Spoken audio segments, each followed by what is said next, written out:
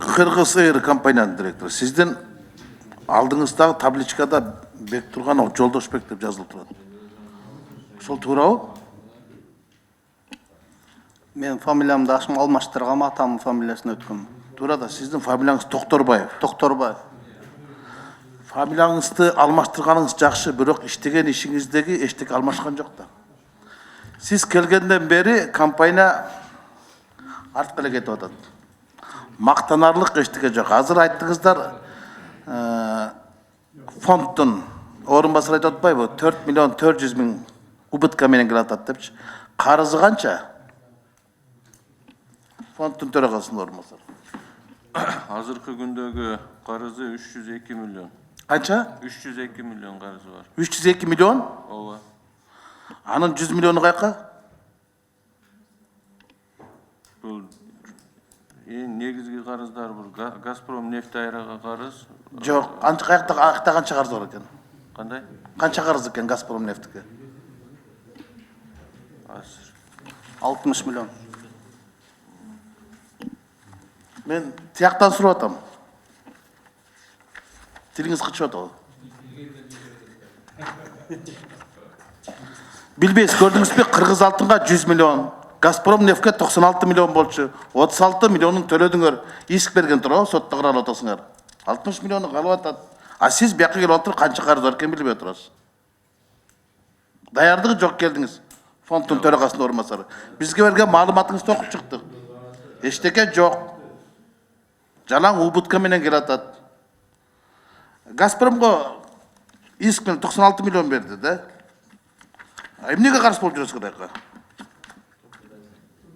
34 миллион 451 миң 263 миң сом карызга айлык алыптыр. 98 миллиондон турабы? 98 сот менен алган карыз. Биз төлөгөн карыздын эсебинен азыркы күндө 60 миллионда калды. 100 миллион кыргыз алтындан кутулганбыз уже. Кыргыз алтындан кутулдуңарбы? Кутулганбыз, ал жерде карызыбыз жок. Эми жалпы карызыңыздар канча бүгүнкү күндө анда? Азыркы кезде. Азыр эми доллар менен алганда 2,5 миллион долларын тегеренде. Бул эми самолетту кошкондо, самолет азыр суу аренда деп атпайбызбы? Ошол эң көбүрөөк карыз ошондо, 1 миллиондон ашык карыз ошол жерде. Ал бирок ал суу аренда менен өзүн өзү актап атат, ошол жака төлөнүп атат. Кайсы Румыниядагы самолет менен? Румынияда самолет. Адан канча аласыңар? Айына төлөнөт, 120 миң доллар төлөнөт. 120 миң сом Доллар. Ошо менен окат кылып атасыңар да сиздер азыр. Жок, ал лизингке кетип атат. Погашение кетип атат. Штат канча азыр сизде? Штат азыр биз эч ким иштебейт, практически эч ким зарплата албайт. Бияқта беріп атпайсыңар 70 киши. 87 киши ал штаттык түзүлүш менен. Эч ким айлык албайт. Эч ким айлык албайт. Төлөп атасыңар. Жана 2 самолетуңуздар турат, 200 миңден жылдык обслуживание болуп атат турабы? Боинг 737-200. Турабы? Алар турат, хранениеде турат алар. Эми турганда ал жөнүнө турган жок да, аларга төлөйсүңөр да акча. Эми аэропортко карыз болуп атабыз. Канча төлөп атасыңар? Аэропортко төлөйбүз, охранасына төлөйбүз, ТНКсына төлөйбүз. Канча? Где-то примерно бир 50 миң 60 миң сом. Бияқта 200 миң деп жүрбөйбү? Отчетто. Ал Белки тугадагы 200 миң дейт, 400 миң деп берет. бир самолетке айтып атам мен, бир самолет. 2 самолетке 200 миң деп 400 миң деп жазып атпайсыңар? Мен бир самолетти айттым, 50 миң сом деп. Канча деп? Бир самолетте 50 миң сом деп айттым. Бияқта 200 миң сомдон төлөйсүз деп атат. Анан бизде мындай болуп атат да. Кыргыз Эйр компаниясы бизге азыр улуттук компания керек деп атат да. Анан инвесторлорду таап атабыз, сүйлөшүп атабыз дейт да. Инвестор келмек бул жака. Азыр биз ачык аспан долбоорун кабыл алып алдык. Ошонун алкагында бул туруштук береби? Улуттук компанияны биз бутуна тургуза алабызбы? Мына өзүңөр жазып атасыңар, бизге бунун ремонтуна 1 миллион керек, тиге 800 миң доллар керек деп. Силерде мындай план барбы? Бар, план бар. Келеби ошол? Бар мына. Мына фонд кайтып атат, бул же инвестор тауып тартыш керек дейт, же сатыш керек дейт. Турабы? 75% акчасын сатыш керек деп атат. 2 жол конкурска койдуңар, эч өтпөдү, турабы? Болбоду. Эми ачык асманды алып алдык биз. Эми келе турган силерде ишеним барбы? Бар. ачык асман кантип ишеним болот? 5-чи степень деп атпайбызбы? Биз ошондон пайда көрсөк болот. Анткени чоң компаниялар эгер биз аркылуу башка өлкөгө уча турган болсо, биз ошолорго стыковка кылып берип, окат кылсак болот. Эми акыркы 5 жылдан бери жалаң убытка менен иштеп келаткан эмеге кантип биз ишеним артабыз? Убытка акыркы эле жылда болду. Иштебей турган 18-жыл болуп атат. Ага чейин прибыль эле болчубуз. Азыр канча?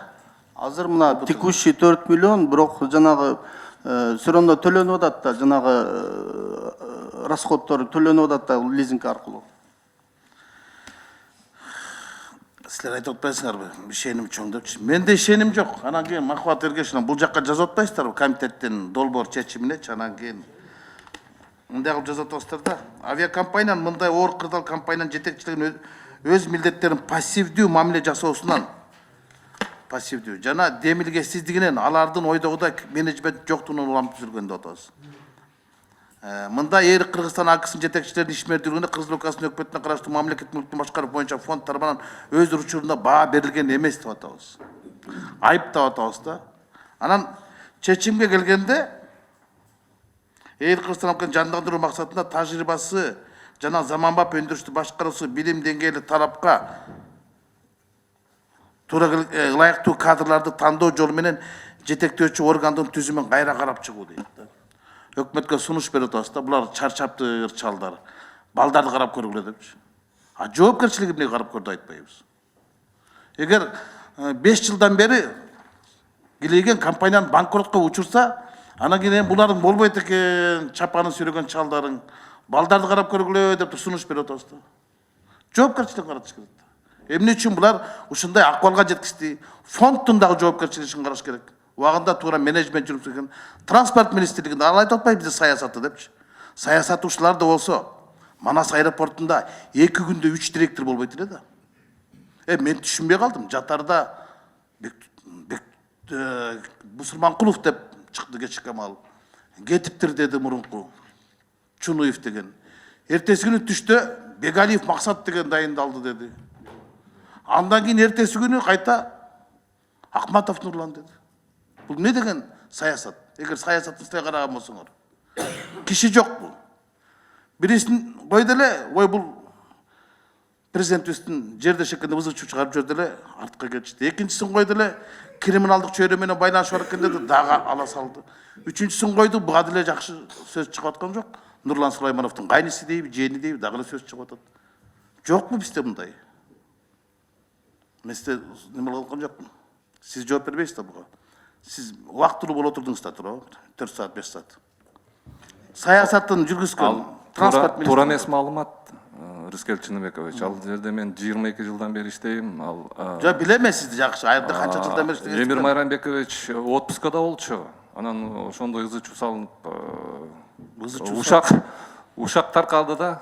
Мен ал жерде баягы бүгүн же кече келип калган жокмун. 96 жылдан бери иштейм. Жок, билем мен сизди. Сизди. Апас Жумагуловдун убагында келгенмин. Ошодон бери иштеп эле жүрөм мен. Эч кандай жердештилик эме менен келген жокмун, парашют менен секирип. Мен сиздин ал жерде ошол Майрамбеков кеткенден кийин сизди дайындалды, убактылуу милдетин аткаруучу болду деп 24 кежиге чыкты, туурабы? Туура деп атат. Мен маалымат айтып атам. Сиздин кесипкейлигиңизге мен бир неме кымындай да немем жок. Кептин баары саясат жүргүзгөн бул киши айтып атпайбы? Саясаты бизде деп. Туура эмес маалымат, аппаратта иштеген ал менин агам деп берип атат, туура эмес маалымат. Ал менин иним. Мен аэропортто иштеп атканда ал студент болчу. Мен эч кандай тиешем жок. Ой, Кудай-ай, сиз менин суроомузга түк түшүнгөн жоксуз. Мен аюулар жөнүндө анекдот айтсам, сиз түркүлөр жөнүндө неме айтып атпайсызбы? Мени сиздин кесипкөйлүгүңүз иштегенсиз мен жакшы билем. Адис экениңизди жакшы билем. Кеп адам эмес. Кеп эмне үчүн ушундай маалымат чыгып кетти? Эмне үчүн шылдың болуп атасыңар деп ошо саясатын жүргүзгөн адамдарды айтып атам. Суроо берип атам. Маалымат чыккан элдин баары эле билет. Журналисттердин баардыгы ызылдап жүрүшөт. Эмне үчүн 2 күндө 3 не болуп кетти, жетекчи болуп кетти деп. Чукуев официально отпускада болчу. Отпусканын кагазын фондко өз арызы менен кетти дегенде Чукуев бул Бусурманкуловго отпускага кеткенде убактылуу возлагать этип кеткен экен. Ошону улантабыз деп фонд ошондой неме кылып туруп кийин анан мына азыр директор келди. Ал убактылуу болчу булар. Постоянный эми Акматов келди.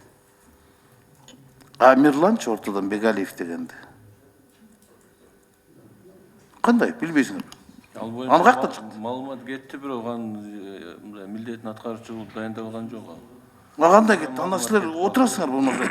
Элдин баары ызычы болсо. Мирлан Бегалиев назначен временно исполняющий обязанности директора аэропорт Манастыр чыкпады. Мамлекеттик мүлктү башкаруу фонду Жакындарга айтсаңыз, Шууровой. Мамлекеттик мүлктү башкаруу фонду тарабынан баягы совет директоровдун заседаниясы өтөрү менен биз информация маалыматты сайтка жайгаштырганбыз, бергенбиз, что убактылуу милдетин аткаруучун Усурманкуловду милдетин аткаруучулуктан бошотуп туруп, жаңы директорду шайлоо боюнча деп.